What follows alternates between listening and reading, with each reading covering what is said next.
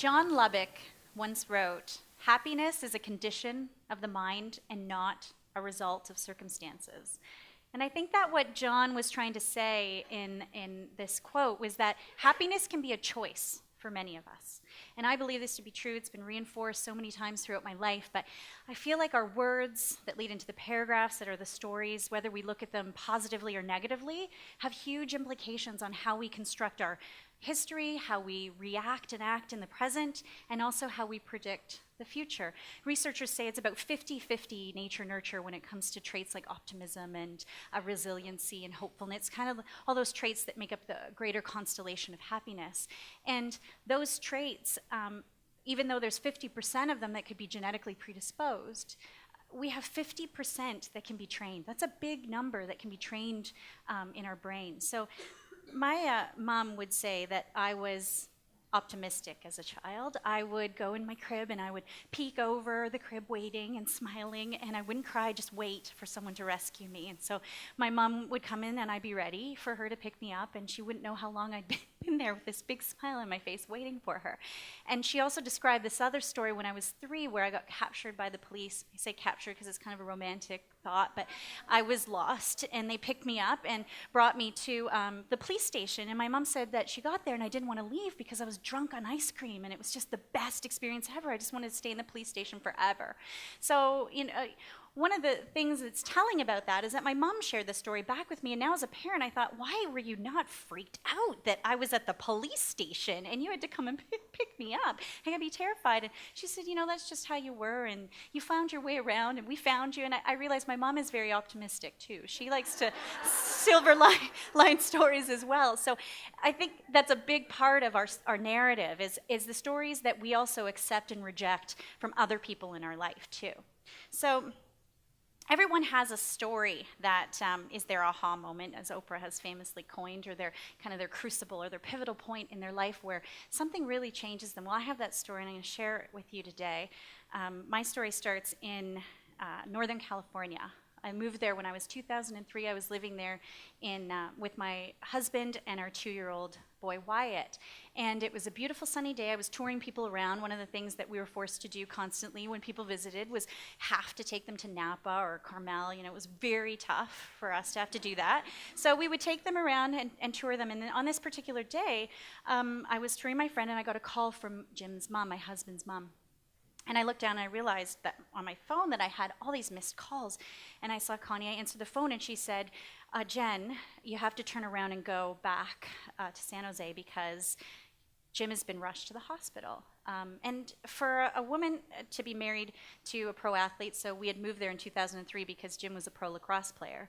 So as an athlete and married to an athlete, they're fiercely competitive. Jim had been in and out of the hospital many times throughout the course of our relationship. He had nose surgery, shoulder surgery, and multiple concussions, and 11 broken noses, and he was always in the hospital. So I was alarmed, but I wasn't shocked like most wives would be. And then Connie said, "I'm flying in to come see you this afternoon." And I realized that she was coming from Canada to California, so things were a bit more serious. So I raced back. And when I got there, the doctor had told me that they were going to treat Jim right away because they diagnosed him with Guillain-Barré syndrome. He had had swine flu earlier that year, and they also detected West Nile in his blood. So they said, we're going to treat him with an immune reboot, essentially. And at the time, if you're not familiar with Guillain-Barré syndrome, what can happen, or what does happen, is that the myelin sheath is literally removed from the nerves. So you become acutely paralyzed, and Jim was becoming acutely paralyzed, and it literally moves up into major organs and can stop major organs from working. So we were worried at this point that the lungs were going to stop working. And so we had gone from Jim training to go back to play lacrosse by climbing the Santa Cruz Mountain 3 days before that. He had won a gold medal for Canada, and now he was going to at least become paralyzed, and he might die. So this is that moment where you say, how am I going to describe my narrative? How am I going to live in this moment? There's convergence of all these things happening around you, of all these opinions. The doctors are telling you one thing, and you're trying to listen to in-laws and parents, and what narrative was I going to embrace in this moment? So I realized that I needed to embrace my narrative. All I cared about was that my husband was going to live. That's all that mattered. Anything else above that was that if he lived, he's my soulmate. We moved in together after 9 days. We traveled to Australia after 3 months together. He was really, truly the love of my life. I knew I was going to marry him the minute that I laid eyes on him. So he had to live. So 3 days we waited. It was 72 hours, and they were just about to intubate when the immune boot worked, and he was okay. So that's when I embraced my narrative, and the doctor at that point decided that it was now time to prepare us for what was next. He was likely going to be about 6 months to a year in the hospital, and that we would have to teach him to walk again, and he would have to be taught to brush his teeth and to cook a meal and to stand on his own. So this was our reality. But for me, because my narrative, and I embraced my narrative, embraced my story, that it was life. That's all that mattered. That's all I kept saying. It doesn't matter. And I haven't shared this with you yet, but I was 8 months pregnant at the time. So all I wanted was for him to be able, whether he was in the hospital or not, at least to be part of our child's life. So that was all that mattered. So that's what we kept telling each other. So I would say these things. I'd go to see him in the hospital as he relearned to brush his teeth, and I'd write down my gratitude every day. Jim will relearn to brush his teeth, and maybe he'll walk 5 steps tomorrow. I'm hopeful. That was what I would say. I'm hopeful. And then, I visited Jim today, and I was really feeling sorry for myself. All I wanted was to lie on the couch and be fed bonbons and be pregnant and, huge, and just feel sorry for myself, but I didn't. I decided, I am going to hold it back and be positive because I need to do that for Jim. I am resilient. We'll all be stronger for this, is what I said. We'll be like shiny pennies. It's going to be so damn great after this. And that's what I would say to myself. And I want to be clear here. I had days where I would go home at night and I would feel really bad and I would cry. And it wasn't like I just put this, fake, this pretend, these pretend thoughts in my head, but I just had to keep saying this over and over, embracing the narrative and knowing that it was what was required for us to get through what we had to go through. So we smiled. This is Jim and my son Wyatt, and we smiled. There's this,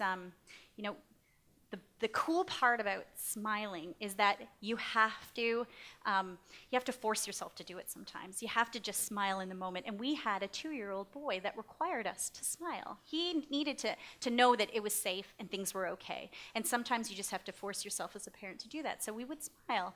And I would come home at night and I would hold him and I would say, Daddy and I had the best day at the hospital. He got all this extra butterscotch pudding and the nurses were so nice to him and, it was great. And, sometimes just looking down at him and noticing that was enough to get him to sleep and to calm his worries was enough for me to feel like there was control in kind of all the chaos. So Amy Cuddy, we've been talking about these power poses today, but she has this great talk about, and many of you are probably familiar with it, but this whole idea of fake it until you make it and then fake it till you become it. So our smiles were literally making us fake it until we became that smile. And there's a really cool thing that happens in the brain. There's this feedback loop that goes into your brain that hits the joy regions. So it's kind of cart before the horse. You smile and you're joyful, or you're joyful and you smile. It's just, you just have to keep that moving until eventually you fake it until you become it, until that smile becomes who you are. And we were feeling results and we were feeling better. So what we did was we decided to, living in California, to move back to Canada. Not only was there really great health care in Canada, a lot cheaper, we also had all of our support systems there. So our support was there to help us, and that's what we needed to be successful.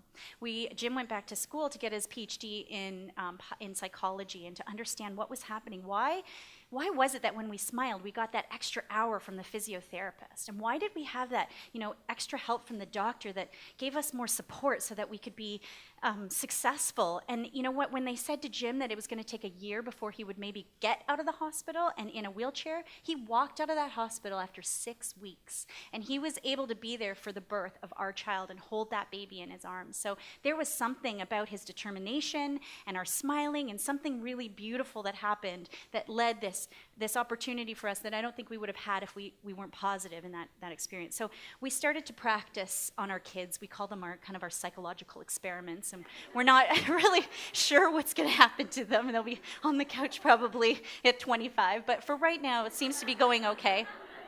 So Wyatt, we asked him what he was grateful for. We started doing gratitude at dinner, and he would say, ketchup or chicken nuggets and whatever horrible other unhealthy food that I was serving him, obviously, at the table. So he would be grateful for that. And then about a couple weeks later, we were doing it every day.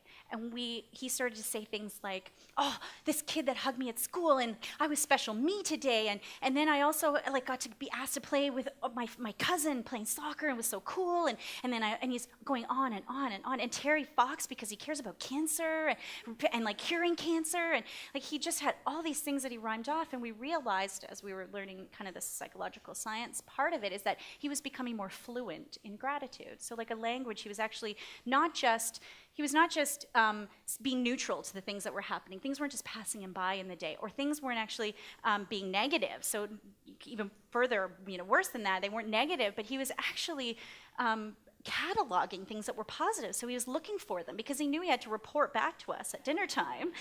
He started cataloging all these really positive things. So we started doing that. We thought, something's here. So what we did is we started to post these things to social media and using technology to share these moments. And we would make a smile, and then we would say what we were grateful for every day, and we would post it. And then, so what happened is that we created this blog called the Smile Epidemic. And because smiles are contagious, so we spread the Smile Epidemic. And what was amazing was people smiled back, because that's what you do when you mirror. And social media, it still happens too. It's not just us smiling with each other here. It actually happens in social.